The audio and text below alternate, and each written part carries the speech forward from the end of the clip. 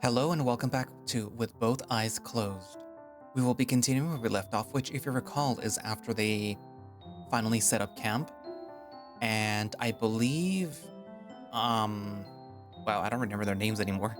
Um, Fox Girl and Raccoon decided to go exploring a little. They were having a race, and kind of seems like Fox Girl's a little bit competitive in a way. They were going to go to a river, I believe, and I forget what else they were doing, to be honest. I believe it was a little bit rough starting to get this whole little camping experience set up, but eventually they were able to. There were some arguments between... I know one of them is Max, but I don't remember who. But I believe that there was an argument between the girl and the bear, who used to date. I believe you had the option to step in and say, like, oh, you're talking for me because it was about the raccoon. Or, oh, no, yeah, like, I agree with the bear. I don't really much remember more than that. You can tell how long it's been, and I was supposed to read this a while ago, too. Anyways, I am sort of excited now about this story, if I wasn't already, because they are introducing a mechanic which I am a fan of, which I thought was going to be a thing in a previous visual novel that I read, but you'll be able to you'll see what I'm talking about later. But yeah, so I guess without further ado, let us continue with both eyes closed, and obviously if you don't remember anything about what happened previously, go look at the other videos. Anyway, so yeah, let's continue. Chapter 2. I don't sleep particularly well. I never really do. Cole's not here anymore, and neither is my phone. I hear him and Issa talking outside, their voices muffled through the tent fabric. Does this look symmetrical to you? I feel like it's off. Yeah, it's good. I think I might redo it. At least they're not arguing anymore. I spot my clothes in the corner, folded into a neat stack. Looks like Cole even thought to order them based on what I'd have to put on first: a clean pair of underwear, my extra pair of pants, and my sweater. It takes some willpower to break free of the warmth comfort of the sleeping bag. It really was a good purchase. While I get dressed, I get the sense that it's around midday. That's not an unusual time for me to wake up, but they're probably been waiting on me for a while now, especially Issa. The first thing that I notice is the cooler missing. I suspect Cole put it back in the van, which means that we're probably driving somewhere. Issa's in a camping chair, holding her phone up to her face like a mirror. Cole is behind her, fizzing away with his hands in his pockets, just looking at the trees. Hey, is this symmetrical? She lowers her phone and looks directly at me. Whoa, not even a little. How did you manage that? I don't have a proper mirror, and I mean, just look at my paws. She holds them out in front of her, phone in her left, stick of eyeliner in her right. They're trembling ever so slightly. Clearly you weren't born to be a surgeon. Help me fix this, please. All right. Sit up straight and hold still. She does as I ask, like she's done many, many times before. I wipe away her previous attempt with the cuff of my sleeve. It comes off surprisingly easily. What's up with this eyeliner? It's like super chalky. It's some kind of charcoal mix or something. Better for the environment, I think. Why? Does it look bad? If I get super close, I can see the roots of your fur, but otherwise it looks fine. I'm almost thought about getting it tattooed on, since I wear it literally every day. Just, the process of that. Yeah, no, absolutely not. Issa hands me the small stick of dye. It looks about the same as any old eyeliner pen. It applies a bit lighter though, taking a couple of do-overs to get to the deeper parts of her fur. I can't believe Cole thought your first attempt looked even. He probably needs glasses. It looked fine. It's not like it matters anyway. No one's gonna see it other than us. No one other than Max, you mean? Come on, my vision isn't that bad. So you admit it's bad then? At least a little? Maybe a little. Issa's right eye is far easier than her left. Her signature, a double point style, is still a bit difficult to imitate, but I think I've done a decent job with it. I've had a lot of practice after all. I love doing eyeliner. Something about it is so incredibly satisfying. I'd wear it myself if I could, but it tends to just blend right into my fur. I've known some raccoons and other dark furred species to wear white eyeliner, but I think that's a bit too loud and high fashiony for my taste. Not that it doesn't look stunning when it's done right. I've also had a sort of a black clothing palette going on, like a very, very lazy gothic. The white around my eyes would practically glow. All done. Hold on for just a second. I flipped the back of the pen and carefully scraped the inner corner of her eye. Eye booger. Oh, good catch. I give her back the pen and rub my own eyes now that I'm thinking about it, but I don't feel anything. You all ready to go then? Oh yeah, where are we going? Fishing. There's a great spot a mile or two down the road where we can get right up to the river. We'll be setting up there for most of the day. I had a lot planned, but we'll have to cut an activity off the schedule since you woke up so late. Oof, I guess that's true. But it's not like he couldn't have woken me up. And the schedule so far is... He counts the activities out on his paw. Well, after fishing, we've got lunch, looking for a geocache, orienteering, and the last thing was exploring an abandoned outpost if we had time. He raises his left thumb and wiggles all 4 digits on his right paw. The outpost will take most of the time because I don't know its exact location. It shouldn't be too hard to find. It's a fire watch. The thing sticks up a good 50 feet in the air. I don't know how much that is in meters. I roll my eyes. I get the idea. 15 meters, by the way. It'll be best to save the outpost for tomorrow so that we can keep an eye out if we're hiking. If that's close enough, we should have time to check it out. What else are we doing tomorrow? Just hiking, for the most part. I can't say that I'm enthusiastic about visiting an abandoned outpost. It seems like a lot of trouble for what will most certainly be an empty, rotting, heavily vandalized building. Alright then, let's get going. We've got maybe 8 good hours in the day. No breakfast? Girl, we've been up for literally hours. We already ate. And it's not like you want to eat right now. Anyway, right? Yeah, I don't. You're sitting in the back, by the way. I know you left a mess. Yeah, I did. Issa hops in the back, leaving the passenger seat to me. It takes Cole a minute to squeeze around the van and get to the driver's side door. While he's trying to get in, Issa lays out flat in the back, still looking at her eyeliner with her phone. All her shit is strewn around the back seats and floor, as expected. The seats are covered with a periwinkle towel and a pink shirt. There's a straw sun hat with an excessively huge brim laying on the floor. That seems unnecessary. It's only spring, and certainly not sunny enough to warrant that, even in Memphis. Not like it's in fashion either. At least I think. Issa's picture from yesterday is still on the dashboard.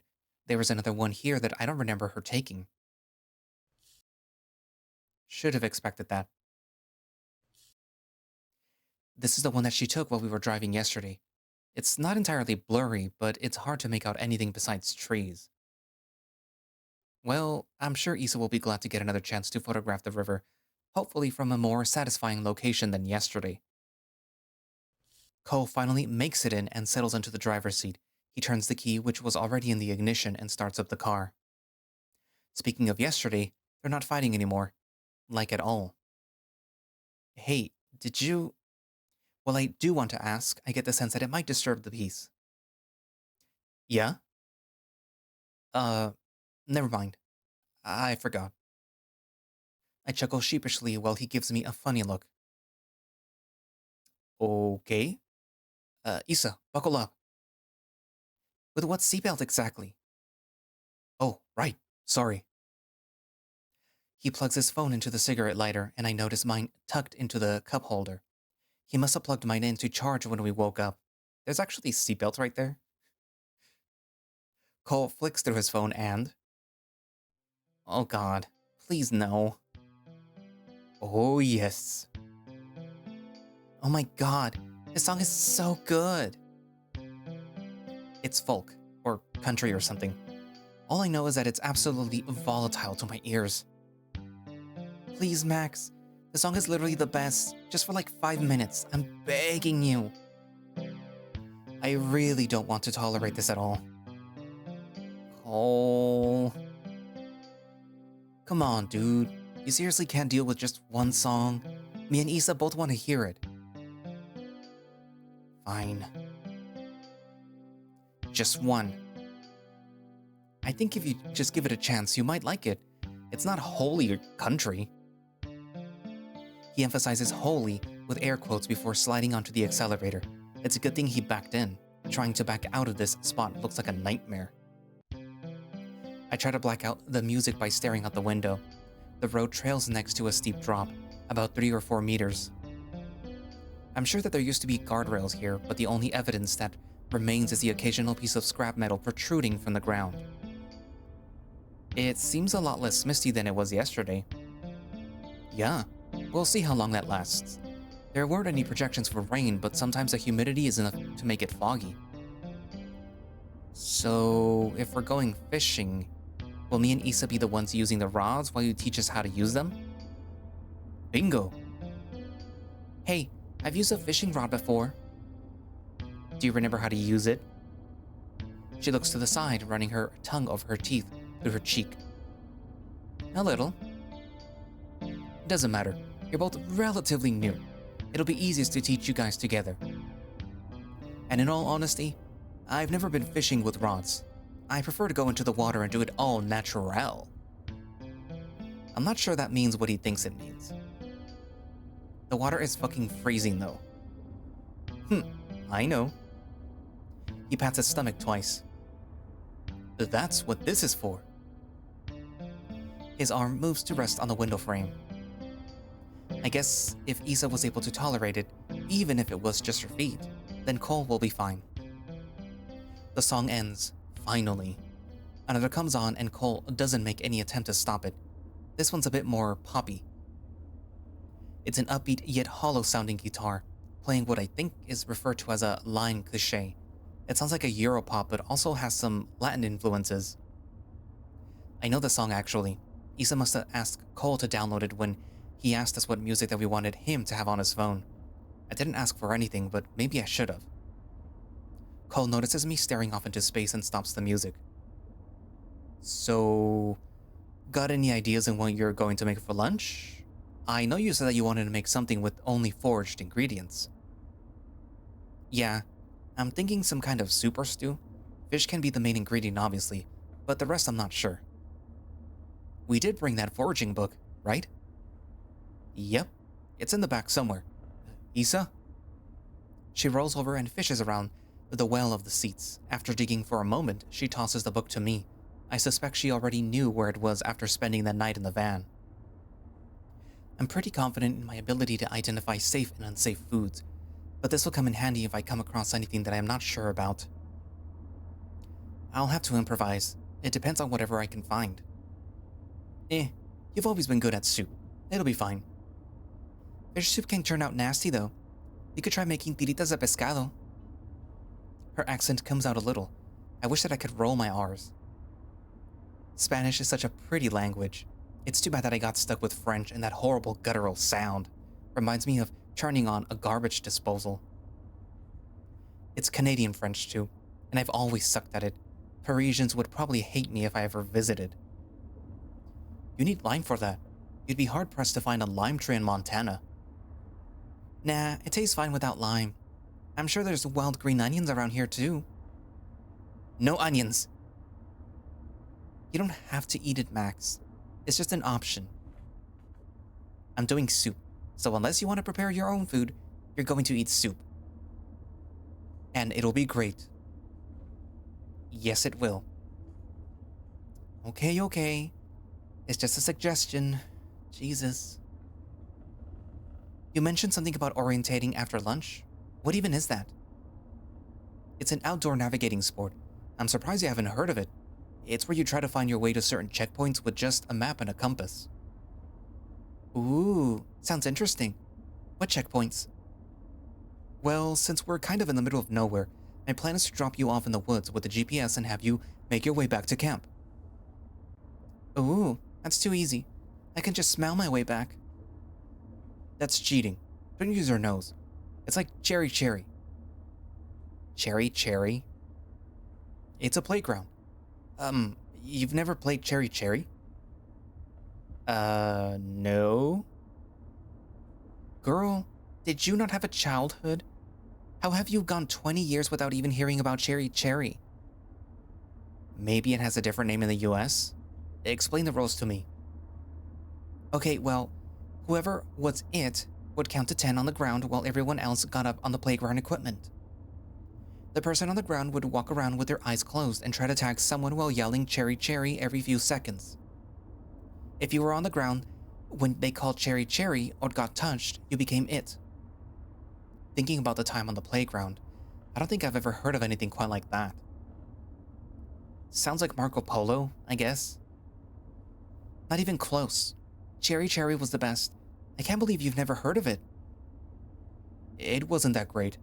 We used to climb on top of the pavilion roof things on the playground until you fell and broke your leg. It was my ankle, and the moment that cast was off, I was right back on top of those roofs. I don't think I would have played it. I was more of a sit under a tree and read kind of kid. Max, with peace and love, you sound like you were a really lame kid. I kind of was. I wouldn't been the person telling the teacher that you were on top of the playground stuff. Don't even tell me that. You're ruining our friendship in real time. Cole slows down and turns off-road onto a small dirt path. It's overgrown with grass and just barely wide enough to fit us. My ears flick uncomfortably at the sound of branches scraping against the van's exterior. Luckily, it doesn't last long, as the path soon opens up to a spacious clearing leading right up to the river. The grass transitions to gravel and sand towards the river's edge, with a group of large dark rocks occupying spots along the bank. There is a plastic bag stuck in a low-hanging tree branch, torn and covered in a thick layer of dirt. I recognize its Sun Beach logo from the grocery store that we passed on the way here. As usual, Isa has the side door open before the van even stops moving. Cole parks near the trees on my side this time, but makes sure to leave me enough room to get out. The humidity hits me all at once, an unfamiliar feeling against my fur. It's definitely warmer out than yesterday, maybe even a little too warm for my hoodie. The clearing is full of old tree stumps, not ancient enough to be decaying, but not brand new either.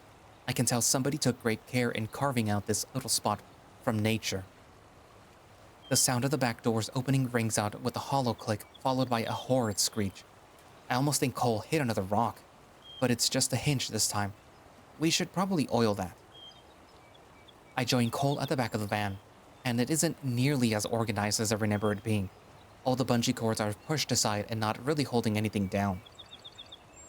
I hope you put the fishing stuff on top. I did, actually. The rods are on the top right if you want to grab them. Cole reaches over a camouflage bin and grabs a medium-sized box of what I assume to be the tackle. The fishing rods are... well, he wasn't lying. He put them at the very top of the pile. I can just barely see their handles sticking out. I reach for them, stretching my arms as far as I can, but I only push them further back. I debate trying to climb for them, but I see Cole looking a little too amused to my left. Grab them for me. Without taking his eyes off of me, he slowly pulls one out until it's within my reach. I quickly grab it and look away, walking off towards Isa, who's already standing on one of the big rocks. Her shoes are planted at the base of the stone. her heels sunken into the sand. As I approach the river, it becomes apparent just how much wider it is here. Where we were yesterday, I probably could have walked across to the other side, but here it looks steep enough that I'd have to swim. Not that I'd want to with how fast it's going.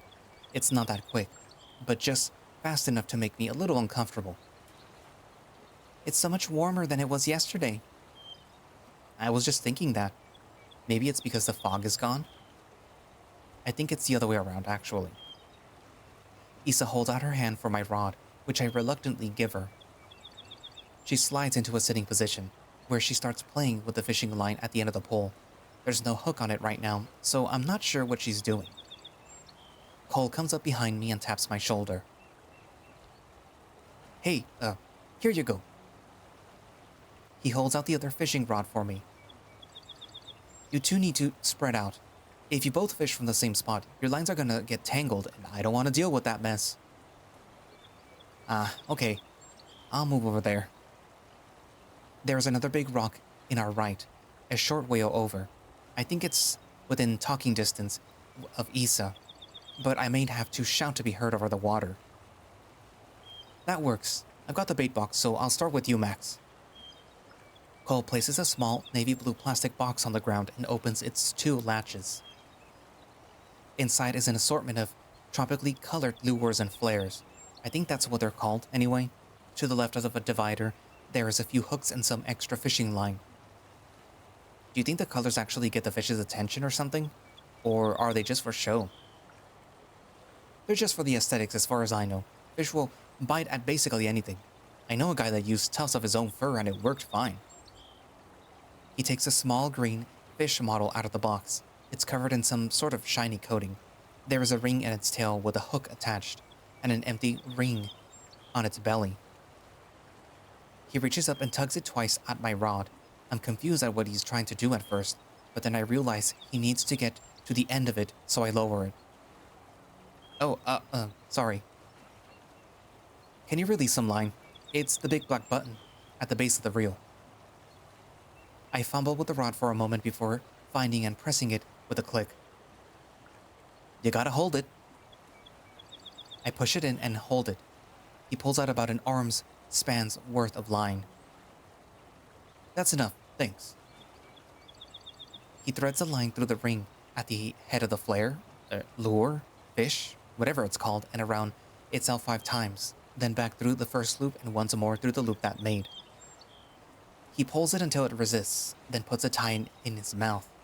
He takes a second to look at me and Issa while he holds it there, then talks with it still in his mouth. What? You gotta get it wet or it's not strong. Issa yells at him from where he's sitting. Nasty. Just wet it in the river or spit on it. It's fine. He takes it out of his mouth and pulls it until it's fully taut. All the loops slide firmly together, snug up and against the metal ring. I trust you not to impale yourself with it, but seriously, don't swing this around. Yeah, I know. That's why you have that indent in your thumb pad. I wasn't swinging anything around. I was just being stupid. That sucked to pull out. He grabs the lever next to the handle and reels the line in as much as he can before letting go of the little fake fish. Alright, just hold on, and once I'm done helping Issa, I'll teach y'all how to cast. Hey Issa, do you know how to tie a hook onto the line? Dude, I can hear you fine. You don't have to be that loud. Oh, sorry. She slides off her rock and walks over to us, holding the rod in one hand and untwirling the line from around a finger on her other. And yeah, I do. I was just practicing. Sweet. Maybe you know more about this than I thought. Well, tying knots is just about all I know how to do. Was that supposed to be... I didn't mean that in a dirty way. We all get a laugh out of that. That's alright. Here. He holds out an orange fish to Issa. This one looks newer, maybe 3D printed based on the texture. I didn't know that was a thing, but I guess why wouldn't it be? She takes it from him and follows about the same steps he did, as far as I can tell. though she spits on it instead of putting it in her mouth before giving it the final tug. Aren't these meant for bigger fish? No idea. They were just the first ones that I grabbed. Alright then, give me a rod. Casting it is probably the hardest part, so just pay attention. Cole takes Issa's rod since he's already facing her and climbs to the top of the rock. He lets the hook dangle from about a half a meter of a line as we crowd around either side of him. So what you're gonna want to do is toss your rod forward, and as you do that, press the release here to let the line fly through the air without being held back. Cole demonstrates the swing and releases the timing, tossing the line over his head and landing it roughly in the center of the river. And make sure you hold the button until the line stops moving. Pretty simple. The important thing is that you hit the button at the right time. If you're not careful, the hook will come flying back at you. Easy, I got this. Yeah, this shouldn't be too hard. Doesn't seem too difficult. Cole reels the line back in and returns the rod to Issa. She almost hits me in the head with it as she jumps off the rock, trotting back to her own. If you want, I can show you again. I think I've got this. I'll let you know. He nods and heads back down the rock as well. I let about half a meter of the line out and hold the fishing rod up over my head. I swing forward and... it drops straight down onto the rock in front of me. I must have pressed the button a little too late. I reeled it back in. Again, I move the rod behind my head and swing it forward. This time the line gets thrown out to a reasonable distance in front of me. Not too shabby. To my left, Issa also has her line in the water, though hers is about twice as far as mine. I have to watch how she does it the next time she casts. I turn around and look behind me. Cole gives me 2 thumbs up. Okay, definitely doing this right.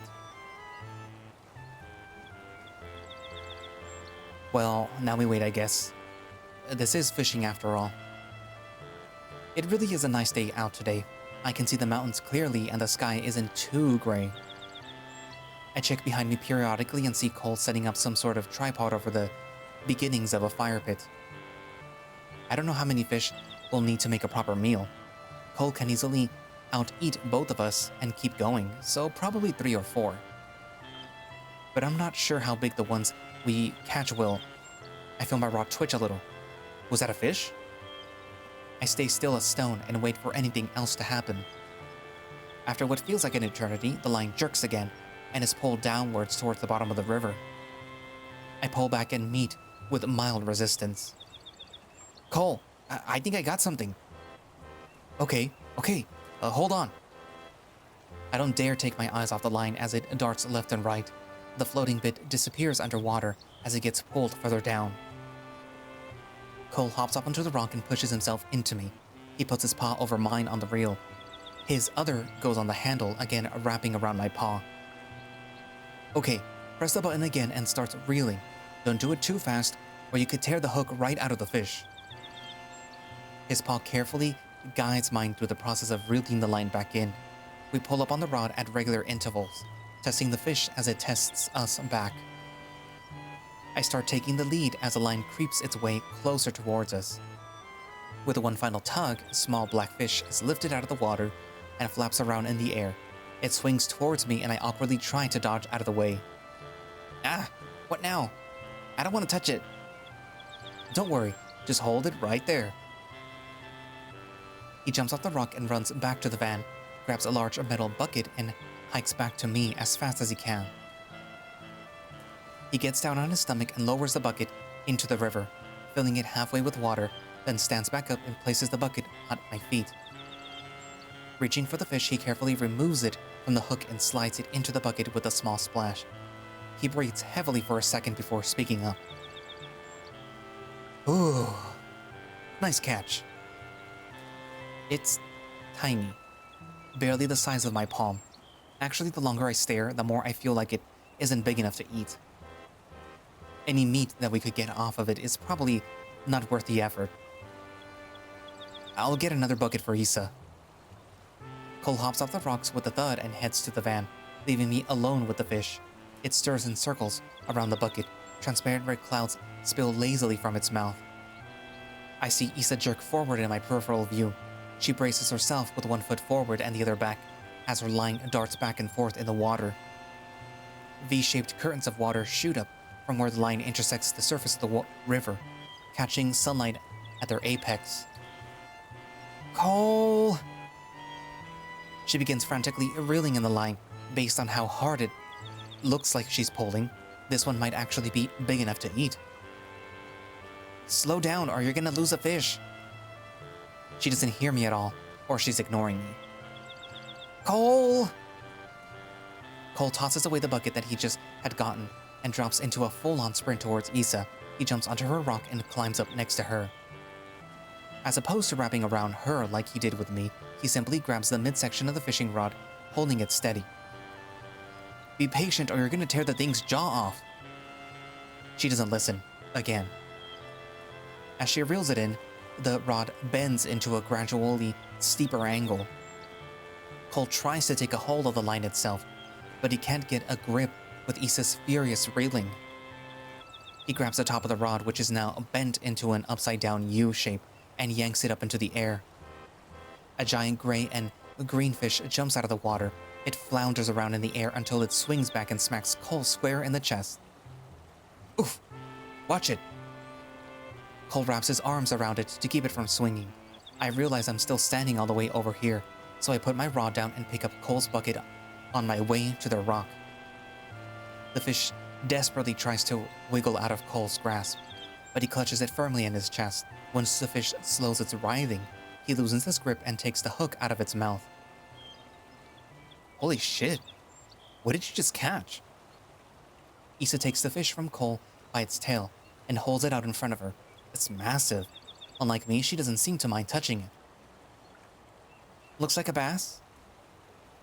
I don't know what a bass looks like. Here. I hold up the bucket for her and she drops it in with a dull clank, its twitching tail sticking out. It's a trout, actually. Cole tugs at his shirt to keep it unstuck from his chest. It's covered in green algae and fish slime. But it is at least a C+. Might be steelhead. I don't know what that means. Is it impressive? Sort of. Fishing is mostly luck. Still an accomplishment nonetheless. It certainly puts my fish to shame. Poor little guy probably gets bullied by all the bigger fish. But what do we do with it now? I feel like if I put this on the ground, it's gonna fall over. Cole extends his paw towards me, and I give him the bucket. We kill it and prepare it for soup. Not feeling so bad for my fish now. You know, even if fishing is all luck, it still means that I'm the luckiest. You should take a picture with it for your Insta. She stares at me. See, this is why we are friends. Here, give it. I should have just given her the bucket in the first place. She grabs the fish out of the bucket, Cole's holding it by its tail, and holds it her arms straight out. Quick, go grab my Polaroid from the car. It's on the back seat. You want a Polaroid for this? Not just like a phone picture? Yeah. This is getting framed. It'll be funnier this way. If you say so. I run down to the van and see that Issa left the side door open when she got out. The back is open anyway, so I guess it's fine. I find her pink Polaroid camera resting on the flat seat next to her bag and all her other junk. I grab it and jog back. Issa gets into position as I get close. Do I just click the button on top or... Yep, just make sure you look through the little window. Ah, got it. I hold the camera up to my face and look through the little window. She holds the fish up and smiles wide. I try to center her in the image, but maybe I should align it in thirds like she was doing yesterday. I'm not really sure what that means though. Is it like fitting her in a certain part of the frame? I don't think that applies to this kind of picture. Should I be higher than I am right now or lower? If this was a phone, I could take it more than once. I'll try crouching a little to see if I can get a better... Dude, just take the damn picture. Click. As usual, a little photo rolls out from the dispenser. I pick it up and take a look at it. It's just black, right. We'll have to see how it turns out later. What should we do with it until then? You want to carry it? She stares at me with a blank expression before holding out a slimy hand. Brilliant idea. Hand it over. Open my mouth but close it without saying anything.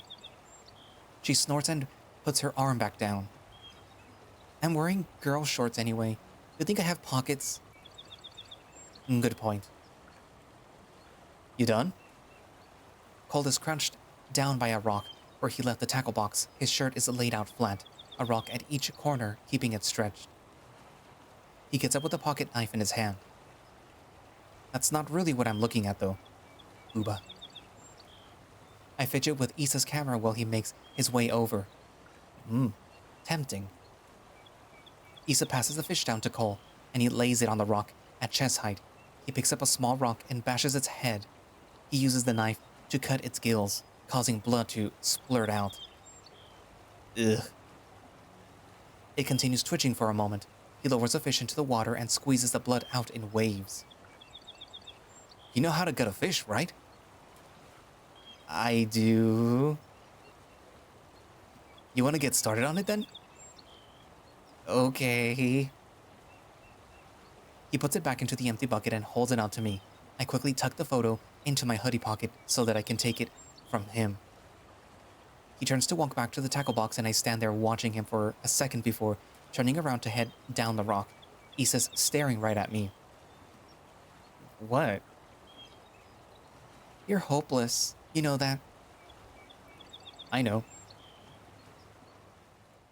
I stop by the van first to put Issa's camera back, then I turn to the makeshift kitchen area that Cole was setting up earlier. Suspended from the tripod-looking device is an aluminum pot that looks pretty new. A plastic tarp is laid out on the ground next to it. On the right side is an assortment of kitchen utensils from Cole's apartment, mainly knives but also a long flat spoon. He's offered to let me have the set since he never uses them except when we cook together, but I said no because I probably wouldn't use them either. I sit down cross-legged on the tarp and hold the bucket against my stomach. After rolling my sweater sleeves all the way up, I grab the knife closest to me and flip the fish so that it's looking at me. I sink the tip of the knife into its belly, blade facing away from me, and push down the length of the fish. The sensation of the blade gliding through the flesh sends a shiver coursing through my body. It's not a smooth cut. The knife catches a bone and muscle as I descend.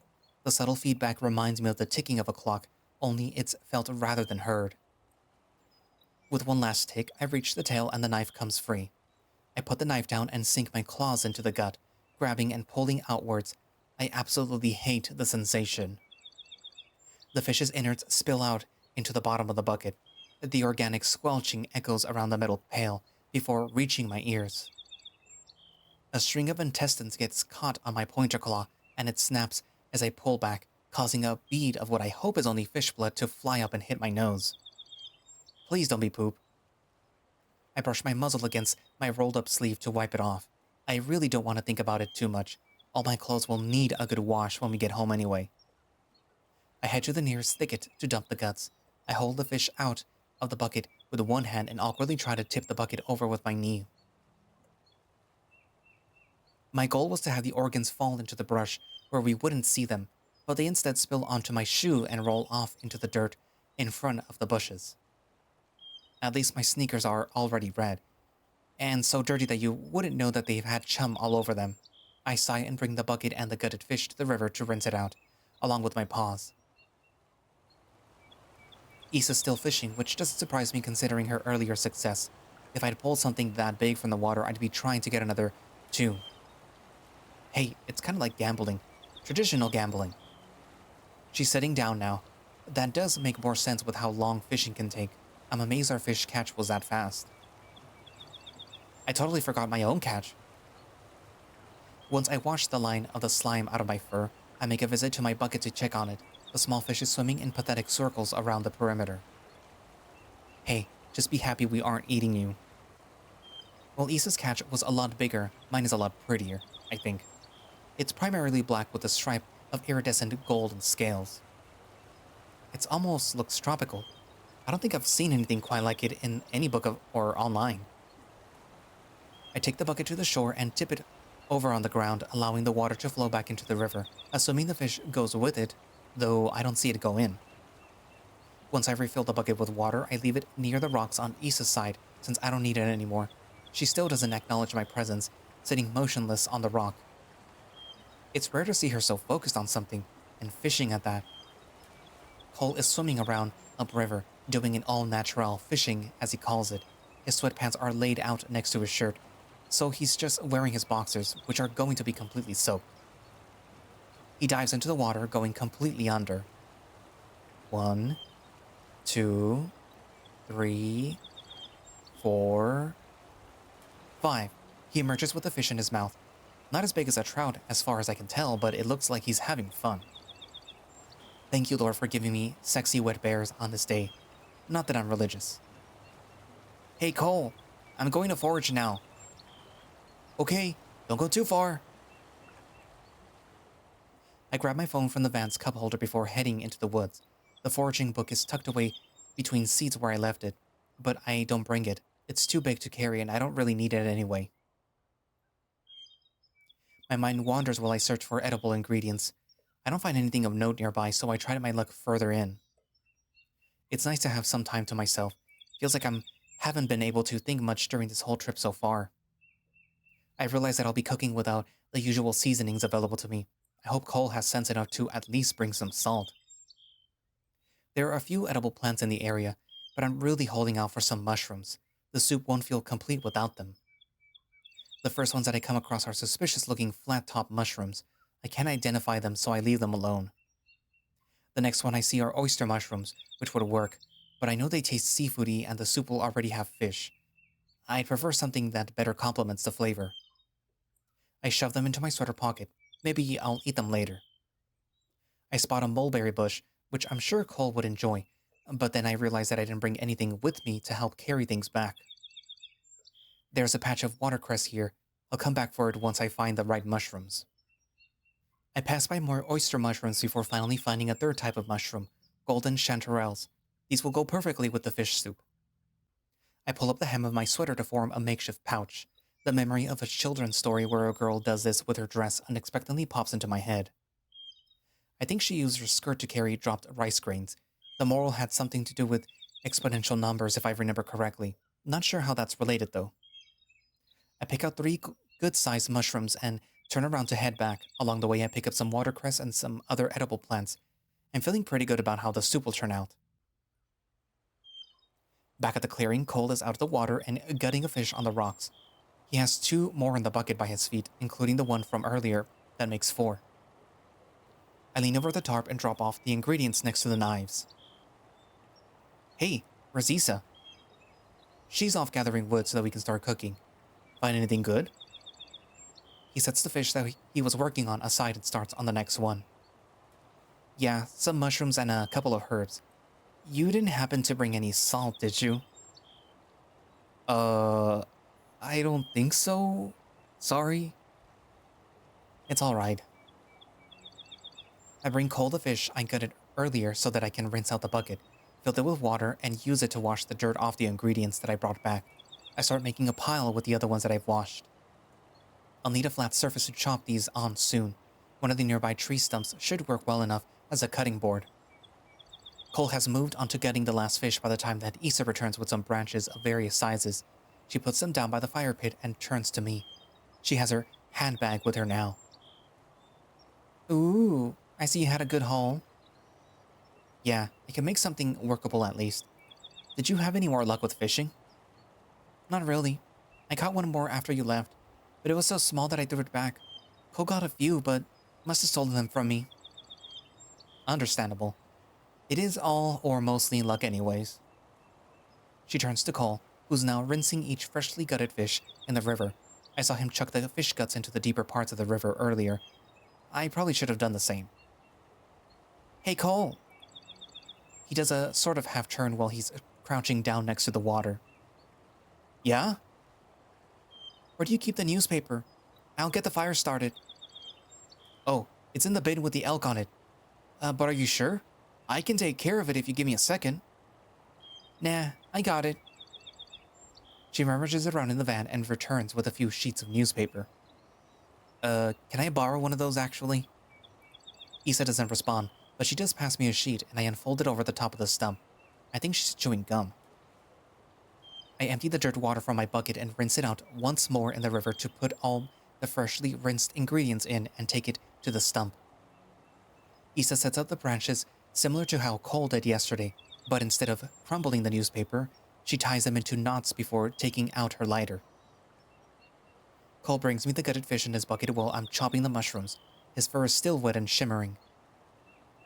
It's all yours. Go crazy. Awesome. I'm glad that he gutted them so that I don't have to. Part of me feels sorry to be eating them.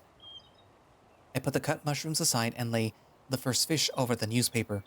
I'll cut it into fillets, then skin it, then cut it into bite-sized strips. Isa gradually builds the fire up with more kindling until the flames lick the bottom of the overhanging pot. I know we didn't bring any seasonings for this, but maybe there's some spare salt packets in the car? That's a reach. Oh, I have one of those novelty hot sauce things. She dives her hand into her bag and, yep, a little bottle of Fuego del Infierno, salsa picante, tradicional mexicana, hanging off of a keychain. Whoa, isn't that like the crazy hot one that made Bailey Fame cry on that Hot Wing show? It's not that bad. As long as we don't use too much, it'll be fine. You're going to melt poor Cole's face off. I know. Honestly, I still can't believe that you're actually pretty good at handling spicy stuff. I used to lick the powder off the Takis before I liked the citrus flavor. Eventually, I got used to it. You're so weird. I know. You sure you don't have any salt in there? Pretty sure. Well, we might just have a very spicy soup. Actually, I stop what I'm doing and go to the van, grab my crumbled up bag from the top of the plastic garbage bag, and unfurl it. It's filled with all kinds of wrappers, but at the very bottom... I never thought these would actually be useful. 3 salt packets, 3 pepper packets, and 2 little containers of butter. Clever, clever. Probably not enough to make a dent in the flavor, though. It'll help a little. Salt can do a lot for a dish. No, not really. Well, anyways, it's at least something. A little salt, a little pepper, and some hot sauce. This butter is actually perfect too, now that I can saute the mushrooms. Cole has started chopping the herbs on the stump next to mine. He always makes them a little thicker than I'd like. I take my places next to him and continue with the fish. You may want to go a little closer on your next slices there. The flavor won't disperse properly if they're so thick. He adjusts and starts cutting ever so slightly smaller pieces. It's still not nearly enough, but big, fat, bare hands do not lend themselves well to high-precision activities. Whatever, it'll taste fine regardless. Once we have everything chopped, I toss the butter from the packets into the pot along with the cut mushrooms and 1 packet of salt. Next are the fish strips, followed by the remaining packets of salt and pepper. Cole brings out the filtered water we brought with us, and we pour some in as we add the chopped herbs. Isa adds some of her hot sauce, and we're good to go. How long should we cook it for? 10? 15 minutes? She's fidgeting with her phone, setting a timer most likely. I'd wait a good 30 minutes. A proper stew could go for a few hours, but this is far from a proper stew. Well, anything y'all still want to do over here? I'm definitely done with fishing. Seems like Isa is too, judging by her lack of reaction. We can't, leave this here and go do something else, so... I guess not. Definitely not. That's a fire hazard, unless one of us stays here. Why? You got somewhere to be? No. Alright then, let's just chill.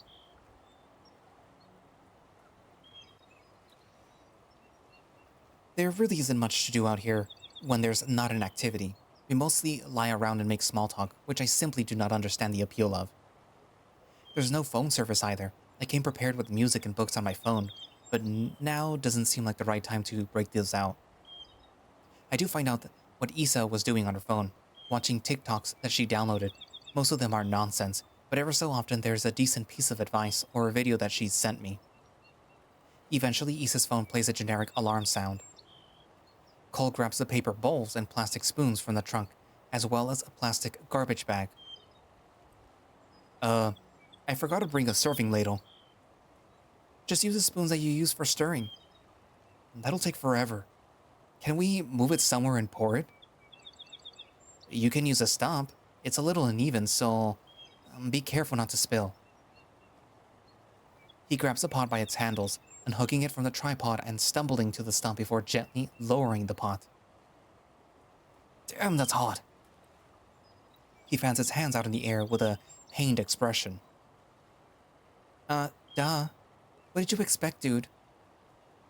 Were the plastic handles to be heat resistant or something? It doesn't have plastic handles. Shit, I'm so used to the old one. That's reasonable. Are you okay? Yeah, I'm fine. It was just a bit hot. He alternates between waving his hands in the air and tenderly rubbing them together, applying pressure. Are you sure your paws are okay? Yeah, they're fine. I'm okay. I just want to make sure. Show me. He rolls his head back, recoiling in embarrassment before haphazardly holding out his paws to me. There are no visible signs of damage to the skin as I look them over, but he breathes in sharply when I touch his paw pads. I raise an eyebrow at him and he returns a somewhat guilty expression.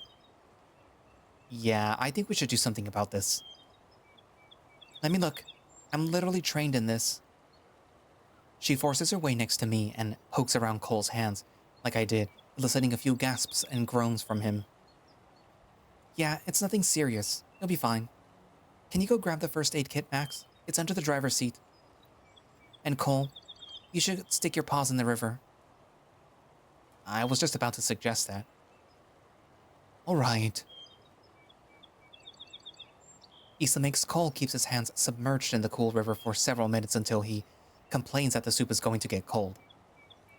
She applies a very small amount of burn cream from the first aid kit, and I have to convince her to use more even though I know it doesn't work like magic. The last thing that she does is take some white bandages and wraps it around the palm and back of his hand, wrapping around the wrist and between the thumb. Shouldn't he dry his hands first? It's fine if it's a little wet. The moisture's good for it. She ties the ends of the bandages at the back of his hands and clasps as she steps away. All right, you're all set. Food time. He flexes his hands, getting a feel for the bandages. How's it feel? Better. He still sounds dejected, like he's just done something wrong. But now the soup is probably cold. I'm sure it's fine. It's only been sitting for a few minutes. Let's just be careful with the handles. I test the handle with progressively longer touches. They're still warm, but not blazing hot. I cover my paws with my sweater sleeves just in case. Issa's already gotten her bowl. Colt is struggling to separate his from the rest of the stack. She crouches and holds her bowl up to the lip of the pot. The soup is almost spilling over due to the slant of the stump. I'll try not to pour too quickly. I tip the pot in at first to start pouring, then carefully lift it up to the level as it goes down. It's heavy and I can't see her bowl from this angle. Tell me when. When? I'm not as careful lowering the pot, and a little soup splashes back on my sleeve. I really need to wash this sweater. Cole takes Issa's place and holds out his bowl. He has another in his other hand, most likely for me. Say when. I pour. And stop. I've got another. You can start pouring. Stop. Holy shit. Yeah? I turn and look at Issa as I lower the soup back on the stump. She's absolutely devouring her bowl. Dude, this is fucking amazing. Really? I thought that you said that it was gonna be bland. I was wrong. It's hot, like spicy hot. I can see the color drain from Cole's face, his smile faltering slightly. Oh, my poor, poor, unseasoned boyfriend. I take my bowl from Cole and bring a spoonful to my mouth. It's not that bad. Kinda spicy, but not unbearable. It's not too spicy. I can taste it, but it's not unbearable. You promise? Maybe try just a small bite to start. He carefully dips his spoon into the soup, allowing for about half of it to drip back into the bowl. Me and Issa both stop to watch as Cole puts a spoon into his mouth. After a moment, he speaks up. I think I can handle it. You're already red. A warm scarlet has spread across his muzzle. I can tell he's going to start sweating. No, I'm okay. He sniffles. Oh, my poor, poor unseasoned boyfriend. It's fucking amazing, though. Like, some of the plant stuff is kind of thick, but it's really good. Yeah, that's my bad. You don't have to keep trying. It's okay. He's forcing a strong face, but the heat is clearly affecting him, possibly more than the burns on his paws. I take another spoonful into my mouth. I don't love it, but it's not awful either. I'm not a huge fan of fish. It's the texture. But this I can tolerate. Yeah, it's not too bad. Does need more salt though.